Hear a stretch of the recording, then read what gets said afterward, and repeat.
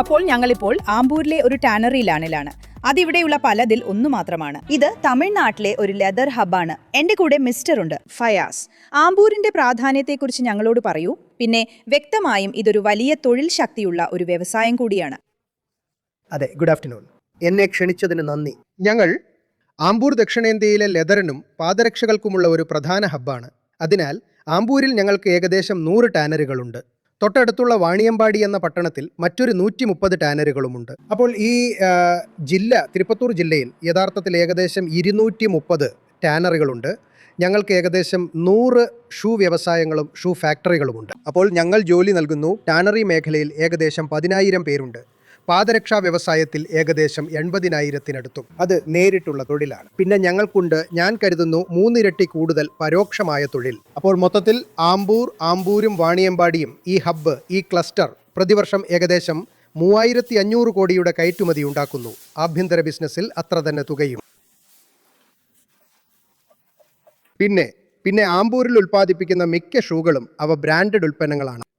ഉദാഹരണത്തിന് US-ൽ അവർ ഫ്ലോർ ഷൈമിന് വിൽക്കുന്നു, അവർ കോൾഹാനിന് വിൽക്കുന്നു. ഉദാഹരണത്തിന് തീർച്ചയായും ആ താരിഫ് ആമ്പൂരിലും അതിൻ്റെ സ്വാധീനം ചെലുത്തിയിട്ടുണ്ട്. കാരണം ഞങ്ങളുടെ മിക്ക ഷൂകളും US-ലേക്കാണ് പോകുന്നത്.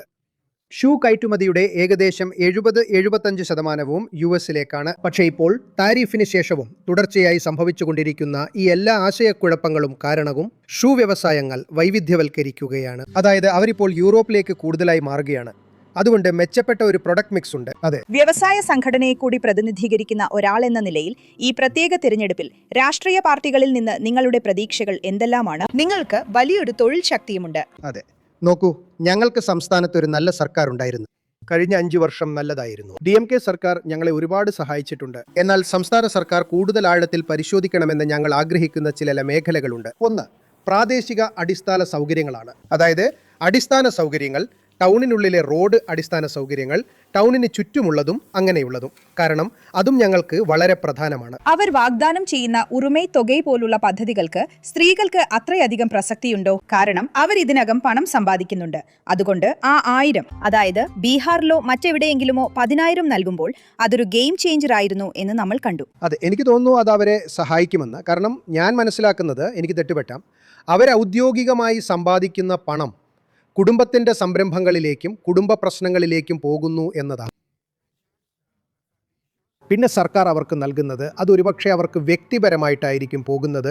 അതുകൊണ്ട് അതൊരു നല്ല കാര്യമാണെന്ന് ഞാൻ കരുതുന്നു. ശരി, ഒരുപാട് നന്ദി. അപ്പോൾ അതാണ് ഇൻഡസ്ട്രിയുടെ കാഴ്ചപ്പാട്. സർക്കാരിൽ നിന്ന് അവർക്ക് എന്തു പ്രതീക്ഷകളാണ് ഉള്ളത് എന്നതിനെക്കുറിച്ച്. പക്ഷേ അതെ, ഇവിടുത്തെ DMK സർക്കാരിന്റെ പ്രകടനത്തിന് ഒരു നല്ല റിപ്പോർട്ട് കാർഡ് നൽകുന്നു.